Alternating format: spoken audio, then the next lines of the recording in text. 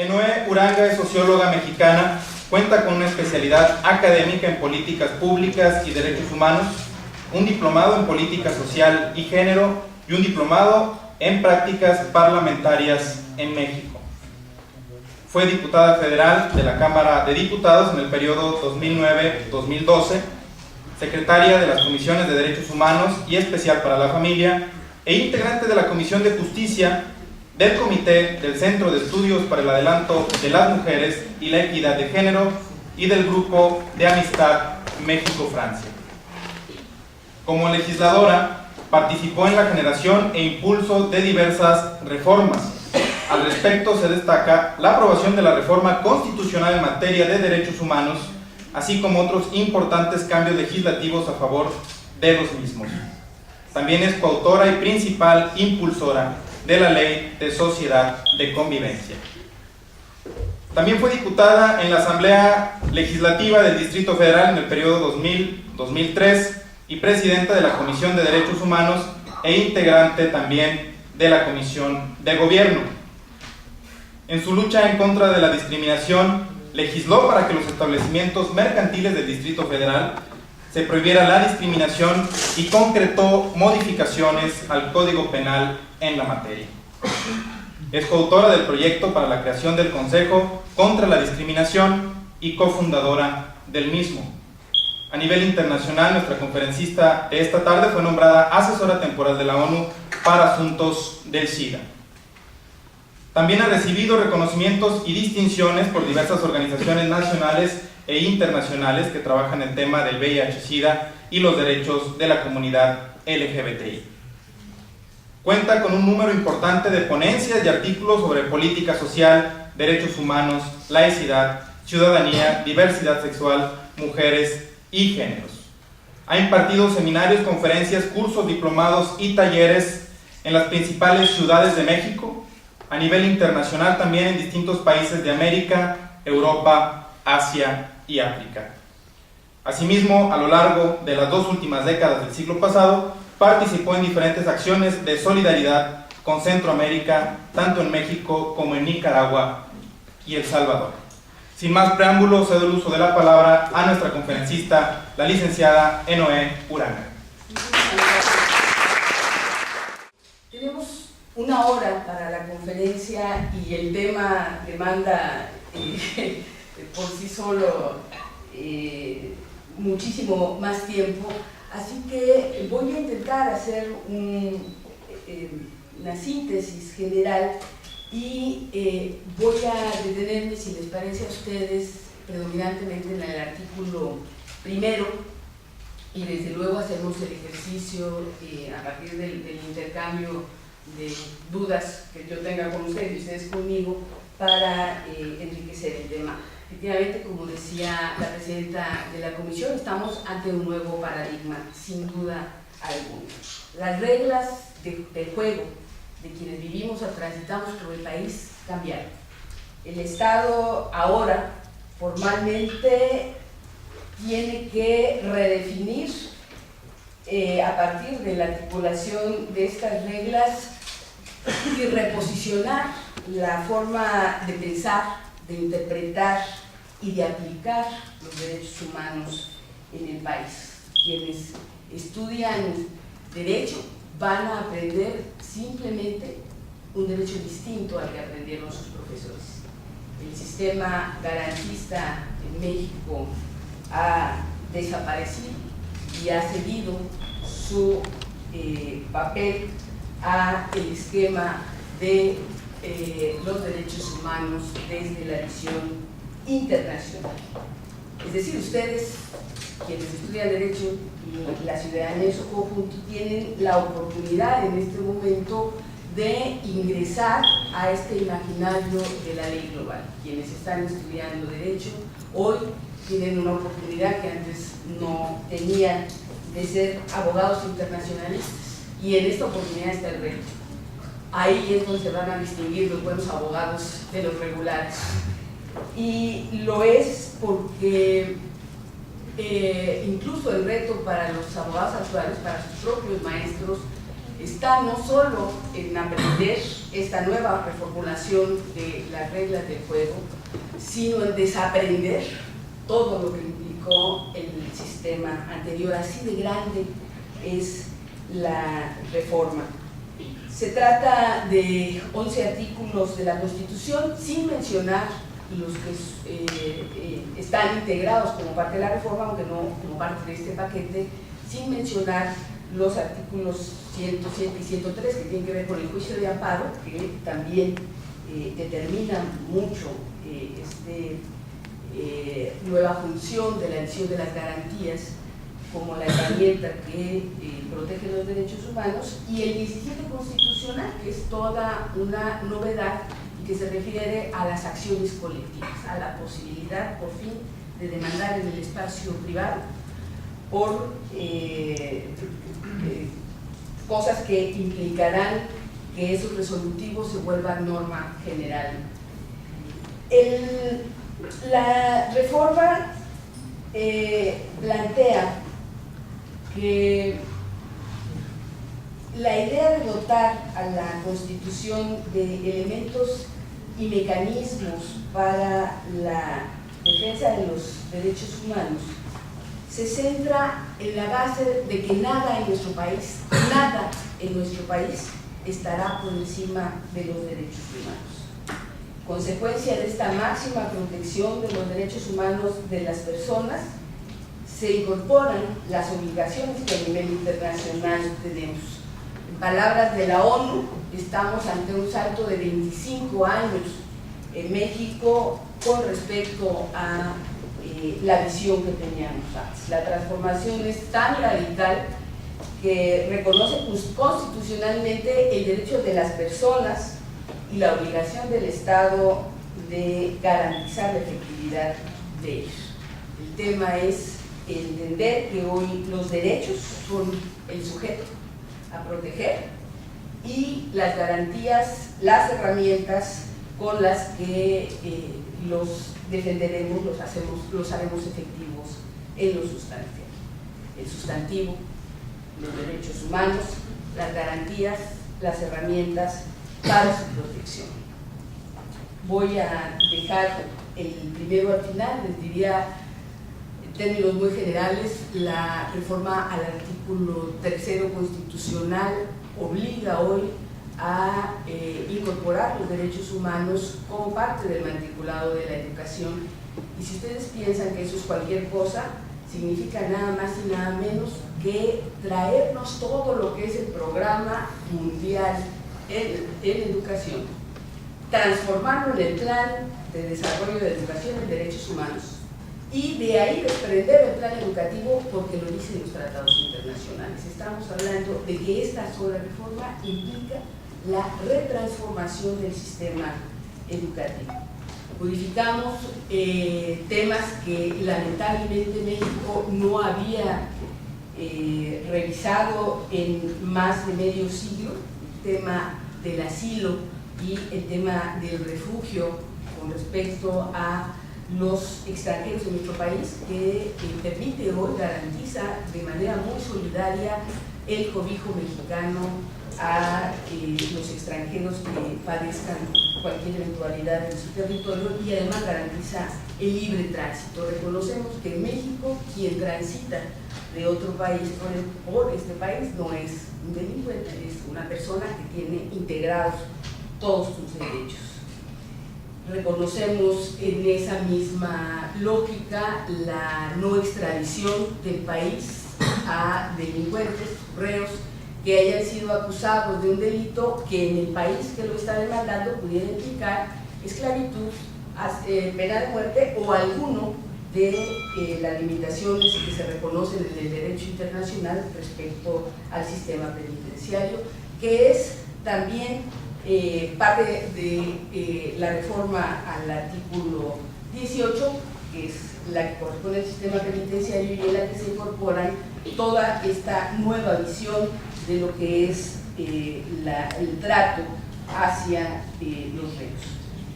El 29 constitucional es uno de los sustanciales, es un artículo que por sí solo amerita una conferencia como de 3 horas, pero señala las causas y las condiciones para declarar la suspensión o restricción de derechos en casos extremos en el país, y el cambio es muy profundo, es un artículo que realmente modificamos integralmente y en el que se define de manera muy precisa un núcleo duro de derechos que jamás podrán tocarse, que dan garantía a la, desde luego, no discriminación y a una definición de principios obligatorios para ser considerados.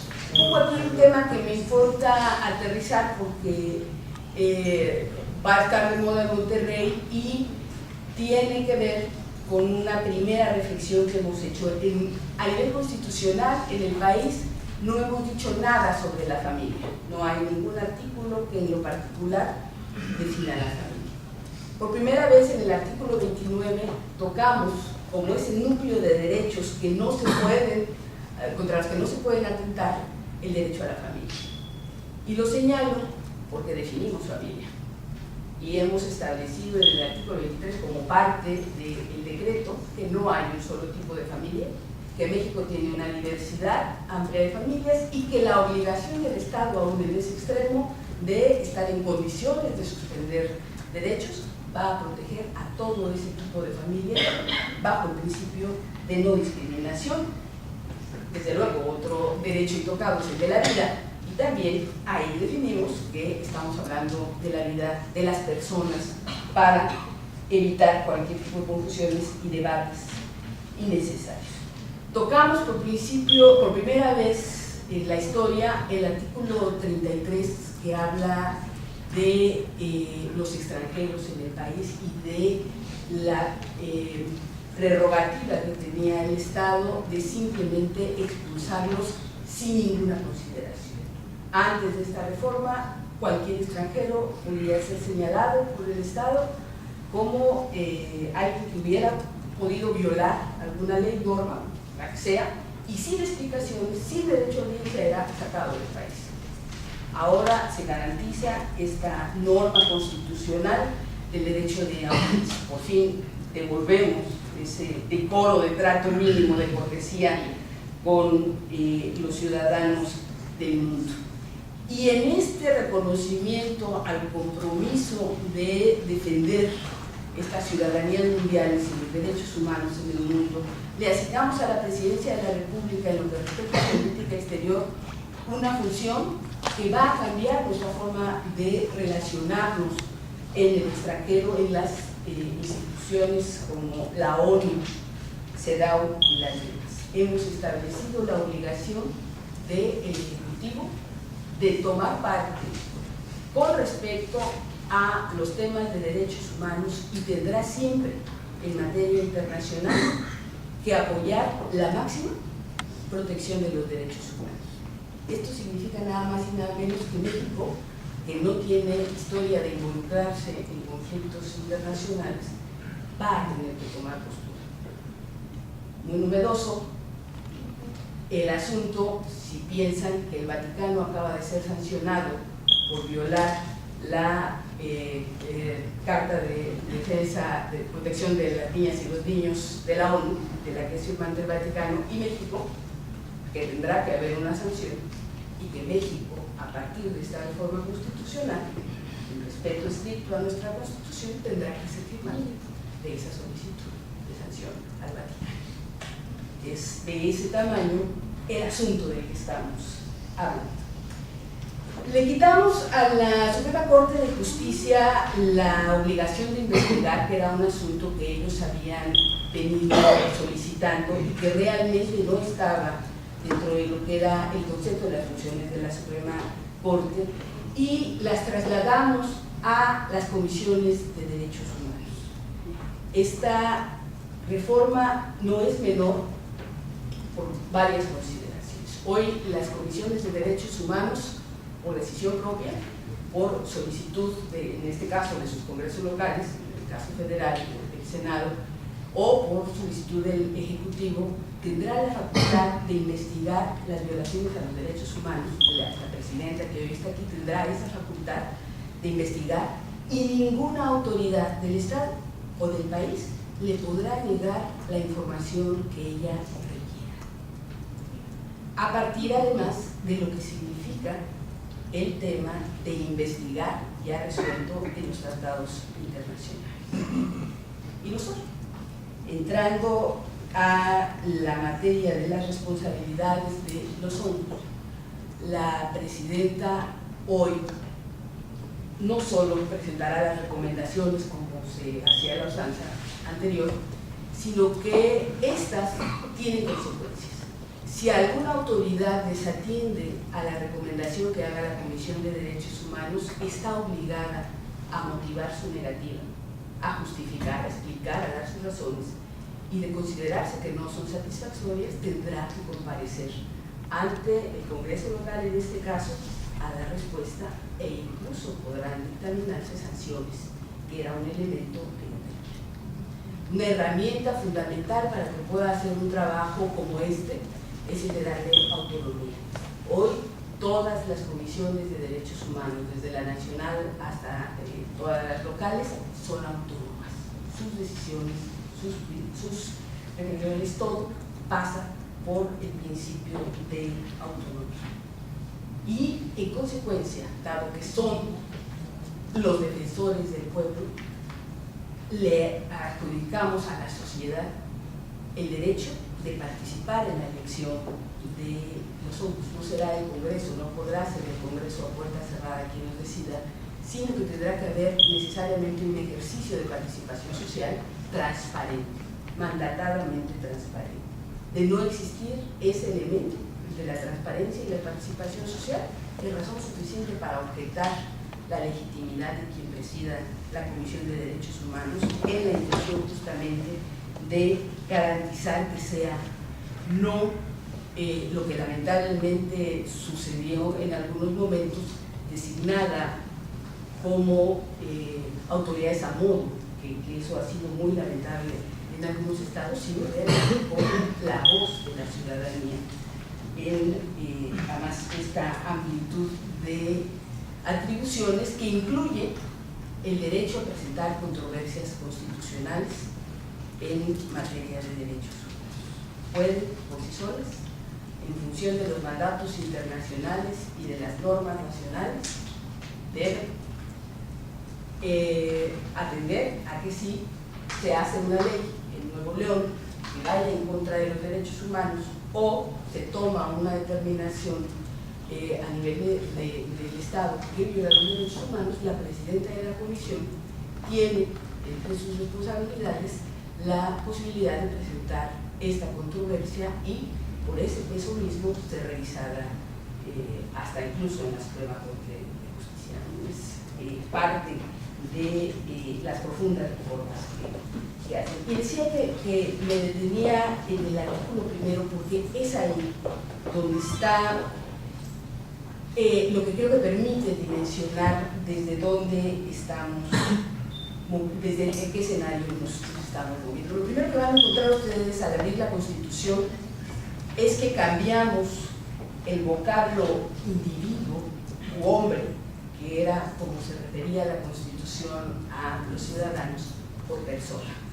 Y cambiamos el concepto por persona porque se trata no solo de un término más incluyente, de un término que incorpora la perspectiva de género, sino, y esto es muy importante, porque es un término que incorpora una carga jurídica por la propia visión y definición internacional de lo que es persona. Persona es un ser nacido vivo que en consecuencia tiene derechos. Eso es persona. No importa su sexo, su identidad. Lo segundo que van a encontrar en la Constitución después de esta definición es que aceptamos que los derechos humanos, le aceptamos a los derechos humanos una de las dimensiones constitucionales del derecho internacional.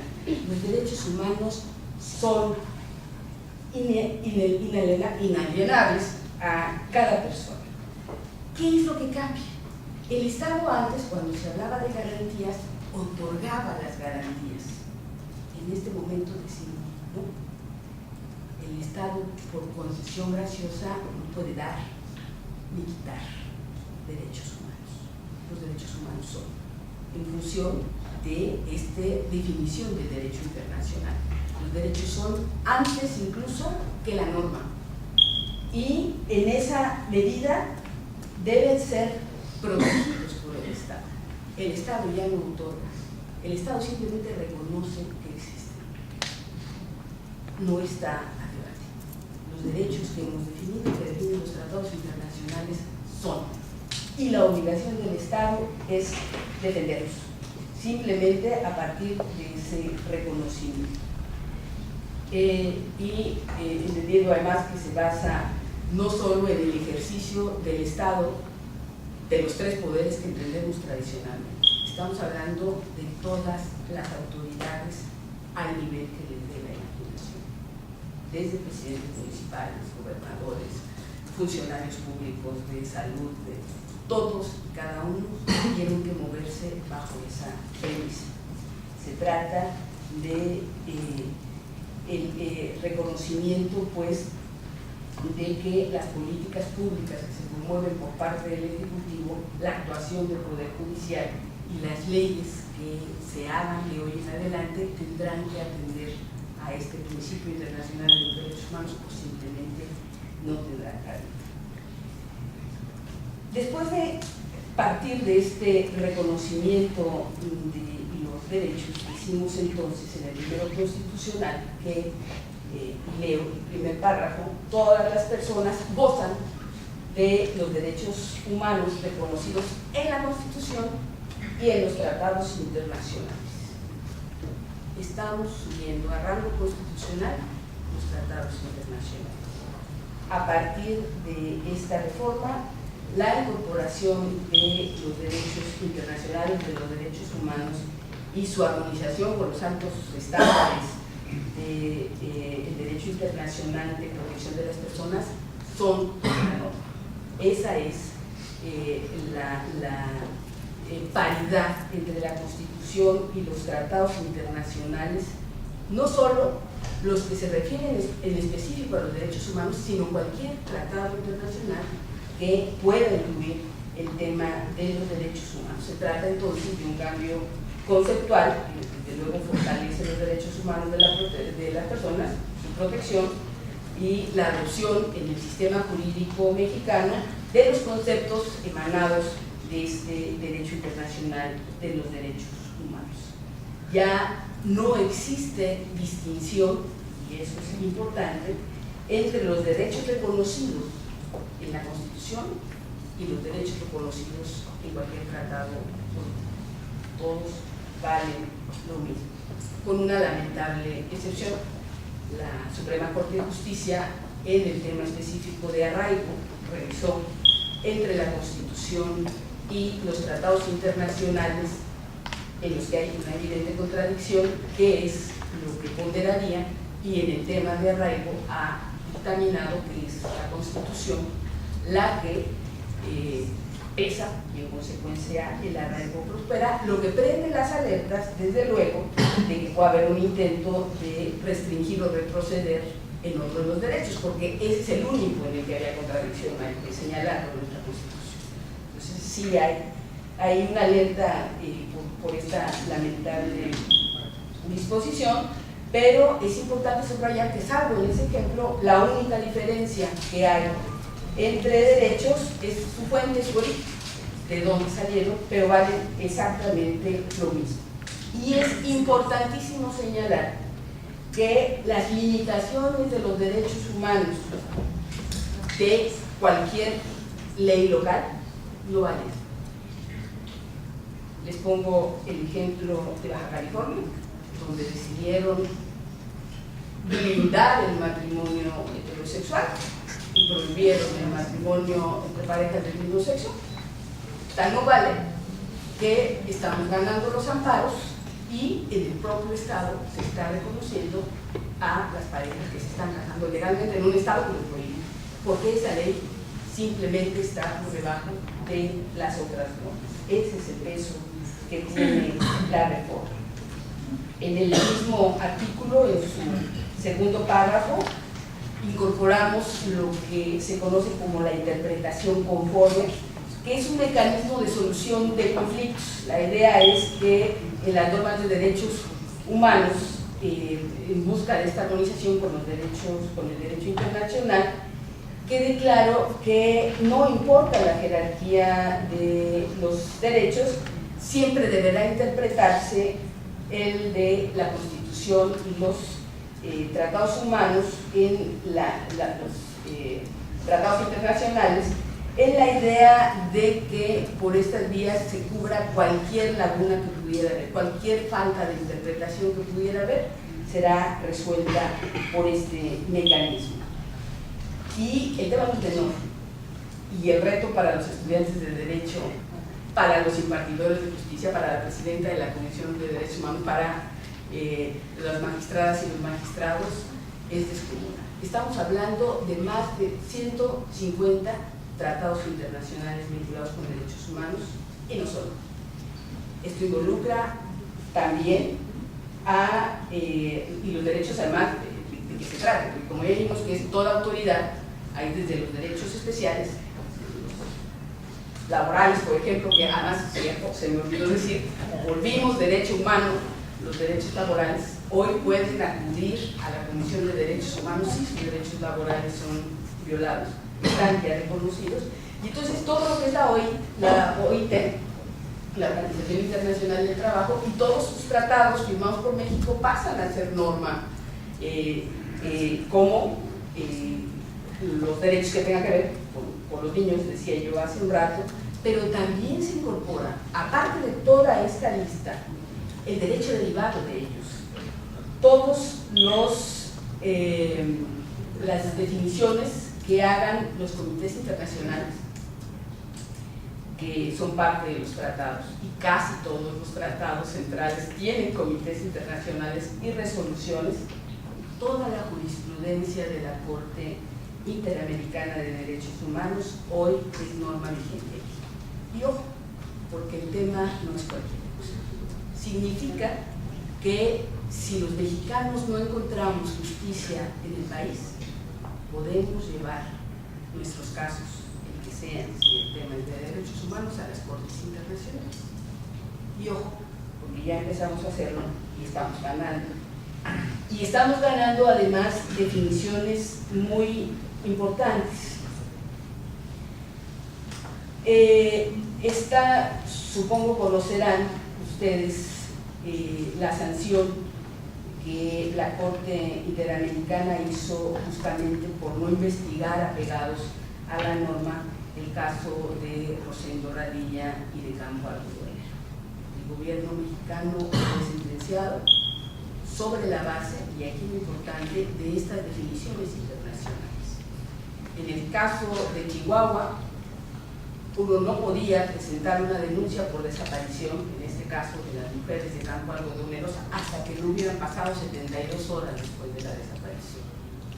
En el derecho internacional se sabe que las 24 primeras horas son fundamentales para la investigación.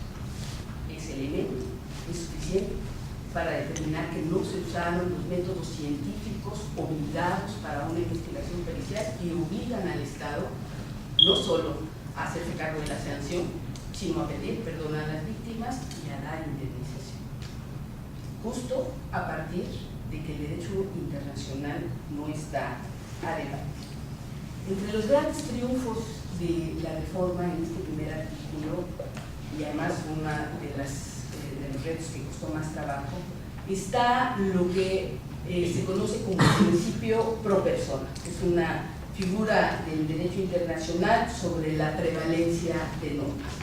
De lo que se trata del principio pro persona es decir, si hay dos interpretaciones de una norma, dos o más interpretaciones de una norma, siempre se atenderá a la que más beneficie a las personas. Y en caso contrario, si estamos en el asunto de restringir los derechos de esa persona, interpretaremos a la inversa. Interpretaremos la forma que menos perjudique a a la persona, que menos restrinja sus derechos. Pero también significa que si hay dos normas, y esto es muy relevante, dos normas sobre un mismo tema en materia de derechos humanos, se elegirá, dos o más, se elegirá a la norma que más beneficie a las personas. Si en el Estado existe el delito de estupro, digamos, y un niño es abusado por un adulto, y el Código, afortunadamente federal, señala que eso es violación, lo que vale en el Estado es el artículo federal. Si en el Estado no está legitimada la no discriminación por cualquiera de las causas que dice la Constitución, lo que va a pasar, no importa lo que diga la norma. De eso es de lo que estamos hablando cuando hablamos del tipo de personas. Sin importar el nivel ni la jerarquía de las leyes, siempre atenderemos, incluido por el derecho internacional, a la norma que más proteja, aplicada además obligatoriamente a todos los estados y a todas las autoridades que en su espacio tendrán que elegir obligatoriamente eso. Fíjense lo que estoy diciendo: las autoridades del ámbito laboral, los institutos de las mujeres, la Secretaría de la Salud, todas y cada una de las instancias tendrán que establecer su política pública en función de las normas que más beneficien a las personas. Estamos hablando en la letra de una transformación de fondo de la participación del Estado. Decimos que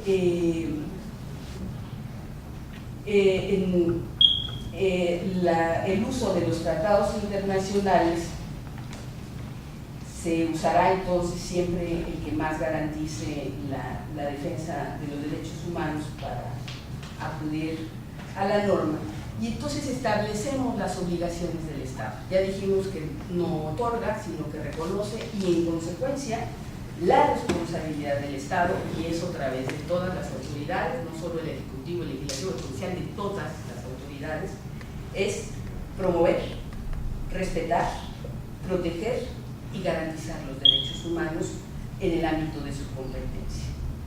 Y cambiamos por ello, al hacer esta definición, lo que antes era prerrogativa exclusiva de la Suprema Corte de Justicia, por lo que hoy se conoce como control difuso. Le damos a todas estas autoridades la responsabilidad de poder determinar la norma que más beneficie los derechos humanos, y dejamos para los jueces el control convencional, de convencionalidad, que tiene que ver con que es indispensable pues, para que apliquen el derecho, y que los obliga a incorporar en sus juicios los tratados internacionales. Por ejemplo, asumimos las definiciones internacionales en el momento de hacer esta legislación. No definimos qué era respetar los derechos humanos, no teníamos que hacerlo. El derecho internacional, en este caso el Comité de Derechos Económicos y Sociales de Culturas de la Organización de Naciones Unidas, en su observación número 3, nos dice que es respetar los derechos humanos, y significa que el Estado debe abstenerse de hacer cualquier cosa que viole la integridad de las personas sin discriminación de los grupos sociales, y que debe cuidar que nunca se ponga en riesgo la libertad de las personas sin discriminación y sus derechos. Eso dice la norma internacional, no hay más que discutir. Eso significa respetar los derechos. Proteger los derechos en el derecho internacional significa adoptar las medidas destinadas para evitar que otros violen la ley, y aquí muy importante, esto incluye también mecanismos no solamente reactivos, sino de carácter preventivo. Se vale en el esquema de proteger el poder determinar que un particular, esto es nuevo, comete violaciones por la omisión o la complicidad del Estado. Que este es un asunto absolutamente novedoso. Decimos cumplir y realizar, y significa que el Estado debe adoptar medidas activas e incluso acciones positivas, esto es ley, en favor de la protección de personas, de población en situación de vulnerabilidad o discriminación, para generar las condiciones para que puedan gozar de sus derechos. Esto es mandato constitucional. La Suprema Corte ya tuvo que enfrentarse a esto. Ya lleva 2 casos en los que ha tenido que enfrentar esta disyuntiva. Atendiendo a esta reforma, la Suprema Corte ratifica además la progresividad de los derechos y su facultad en consecuencia de definir derechos. Esto es muy importante, definir derechos que no estaban contenidos en ninguna norma, ni nacional ni internacional. Y la Suprema Corte de Justicia reconoce el derecho al libre desarrollo de las personas. ¿Por qué tuvo la Corte que definir este derecho en función del Tratado Internacional? Porque a un transexual le era negado su derecho a tener documentación e identificación que se correspondiera con su nueva identidad, y le era negada la posibilidad de realizarse a partir de la definición que esa persona había decidido darse ella misma. La Suprema Corte de la Justicia, en función de los tratados, dice efectivamente,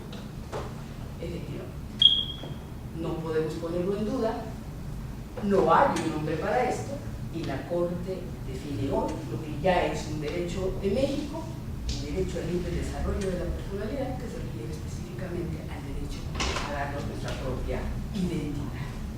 Hizo otro que Carbonell menciona y que a mí me gusta copiar, que ese lo tomó en cuenta él, que es el de el mínimo vital. Y es interesante, lo menciono, porque permite también revisar el esquema de ponderación de derechos.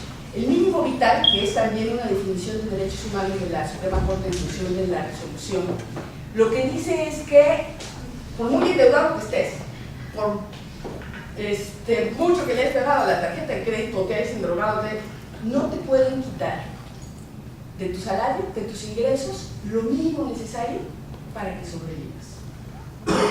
Debo, no niego, pago no tengo, pero en una definición en la que el Estado dice, en la que la Suprema Corte de Justicia nos puede quitar aquí, pero aquí viene lo bonito, sí hay ponderación de derechos. Esto no se vale, y es un ejemplo que es de Carbonell, lo mío, que en el caso de los padres que no pagan la pensión, él ponía el caso concreto de un padre que se casó 3 veces y en las 3 veces tuvo 2 hijos. No se podrá huir nunca el derecho del niño vital de este tipo, porque él decidió esas paternidades, y los derechos del niño están, desde luego y sin ninguna duda, por encima.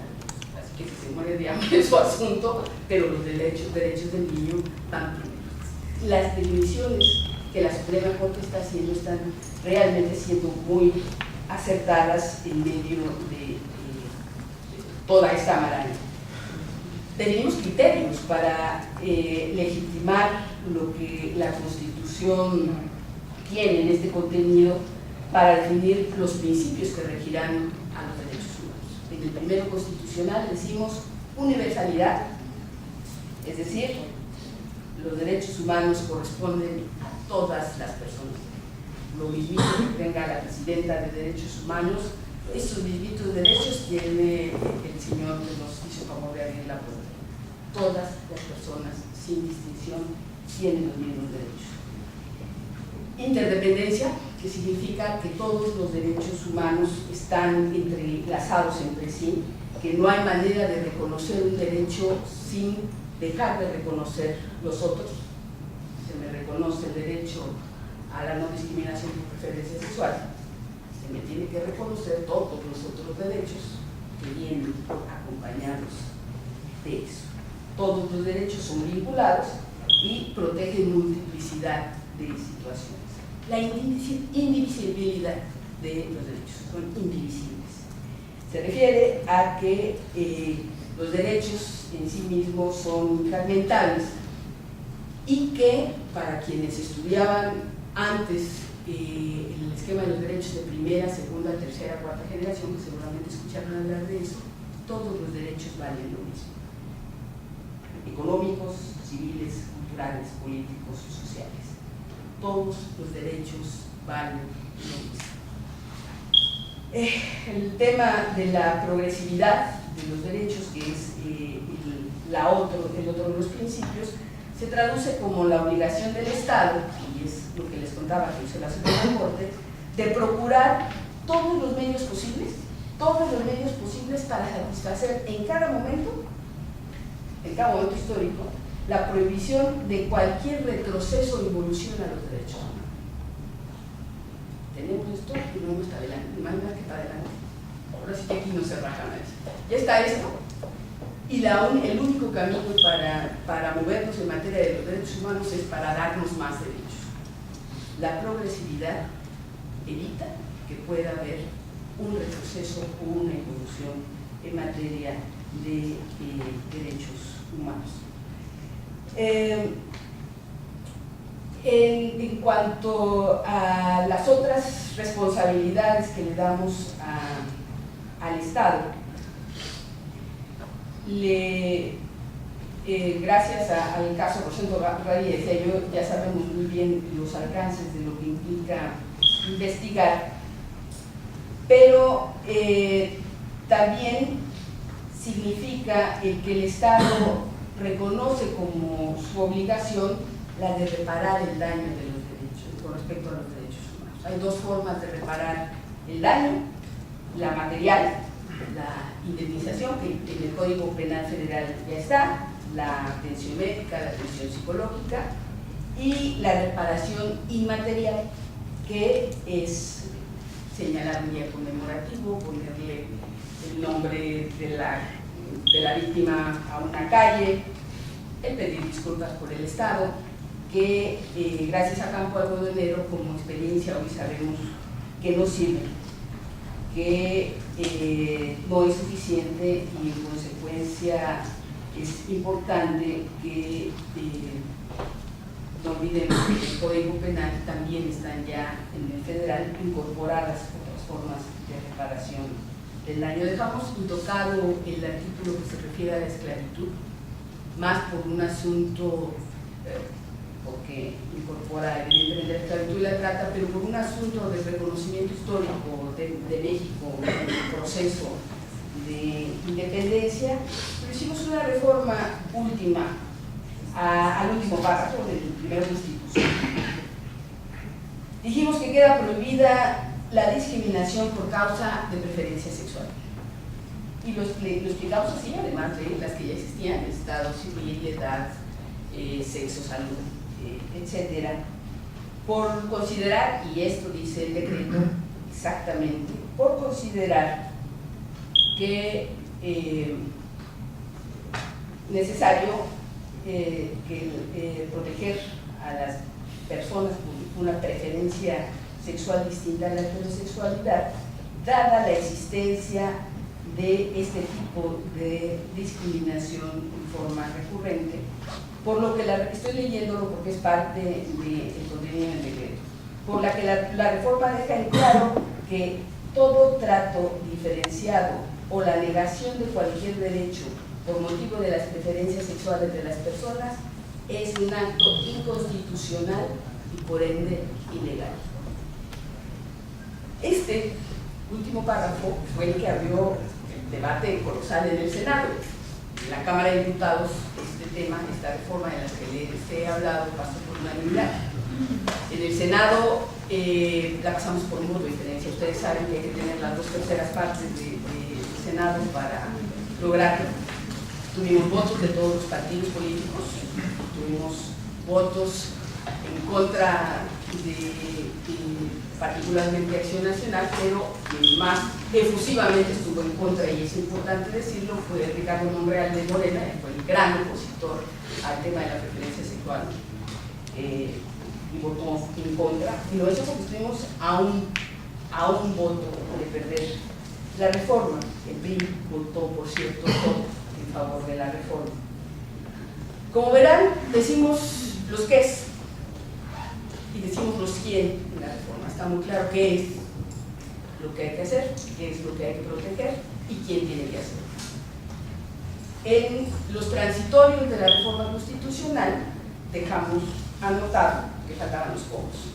Dejamos anotada una lista grande de leyes secundarias que tendrían que normar los cómo de cada una. La propia reforma a la ley de las Comisiones de Derechos Humanos, la reforma a la reparación del daño, la que tiene que ver con migración, la que tiene que ver con cada uno de los temas que venimos tocando.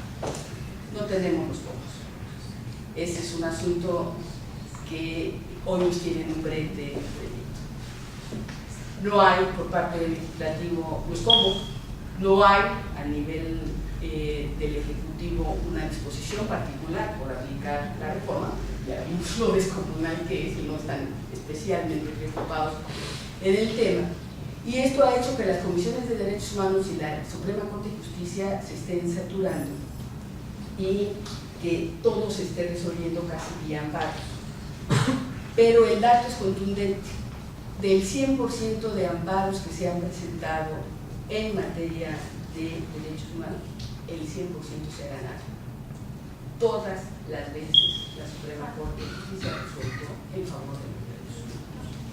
Es decir, los mecanismos están. Ellos hicieron, es importante decirlo también, ya un ejercicio en la Suprema Corte que ustedes pueden consultar de sistematización e integración de todos estos derechos humanos, porque no teníamos un instrumento. Cuando legislamos esto no existía en México un instrumento que tuviera el compendio de todo esto, porque además, ustedes lo sabrán, México tuvo una historia en la que era un extraordinario candil de la calle, tomaba todo lo que le ponían enfrente, y como no había repercusiones internas, pues no había mayor preocupación. Este es el momento en el que hubo que enfrentarse a la magnitud de este trabajo que ya ha realizado la Suprema Corte de Justicia, pero que no se aterrizará en la medida en la que la matrícula en las universidades no se modifique, que no se incorpore el derecho internacional y que se entienda que el sistema garantista cambió y que estamos hoy en un sistema que pone en la esencia de los derechos humanos el sujeto. La reforma llega en un momento de violencia, inseguridad, de descontrol en el país como nunca había habido, con un gran respaldo de organizaciones a nivel nacional. Pero es importante señalar que con todo lo bienvenida que es y con todo lo justificada que está, la mejor reforma constitucional no va a cambiar por sí sola la realidad si no logramos actualizar estos instrumentos y si no logramos todos hacernos responsables y cargos del impulso de la reforma. Es una reforma que, insisto, genera un cambio de paradigma jurídico. Con la reforma mostramos además, y así está concebido, que los valores se transforman, que la igualdad de la que se hablaba hace un siglo, que no incluía a las mujeres ni siquiera como ciudadanas ni como derecho del voto, no es la igualdad de la que estamos hablando hoy. La igualdad de la que habla esta Constitución ha obligado, por ejemplo, a que hoy haya paridad al 50% en lo que serán sus próximos representantes legislativos. Tendrá que haber 50% de mujeres y 50%. Eso significa esta reforma. La igualdad es igualdad. No hay distinción. Somos ciudadanas y ciudadanos con el mismo valor, sin importar nuestra distinción por ser indígenas, por ser negros, por ser lesbianas, homosexuales, por ser pobres, por venir de un estado, por ser extranjeros. Se trata de entender que la libertad y la igualdad son la esencia y no pueden definirse sin que todos estemos incluidos. Ese es simplemente la escena de la reforma. Modificar el concepto va de la mano del desarrollo cívico y de los derechos implícitos que dependen de la hermenéutica. Eso ya lo ganamos. Lo que toca en este momento es hacer que la Constitución se escuche. La Constitución, y lo digo con convicción, está gritando. Y grita: ¿para qué sirve el Estado si no es para garantizar los derechos? ¿Para qué quiero yo un Estado que a la letra dice que tengo derecho a la salud, pero salgo y tengo el servicio de salud que tengo? Que no puedo ser discriminado por mi preferencia sexual, pero que no puedo registrarme o registrar a mis hijos en el Estado de la República. Que si estamos hablando de mujeres embarazadas, puede despedirme mi patrón por estar embarazada. ¿Para qué sirve el Estado? Eso es lo que dice el primero constitucional. ¿Para qué sirve el Estado si no es para garantizar mis derechos? Y en este momento toca a todos aliarnos para lograr que se haga justamente efectiva esa premisa, que el Estado cumpla con lo que se mandata y hacer efectivos esos derechos. La Constitución dice: ¿para qué la justicia? Para hacer funcionar las normas positivas de los derechos humanos. ¿Para qué los derechos humanos? Para tener justicia. Nos toca hoy a todas y todos lograr que este sueño de país sea una realidad que convierta a México en un país en el que valga la pena vivir. Aquí está la norma, nos toca a todos. Gracias.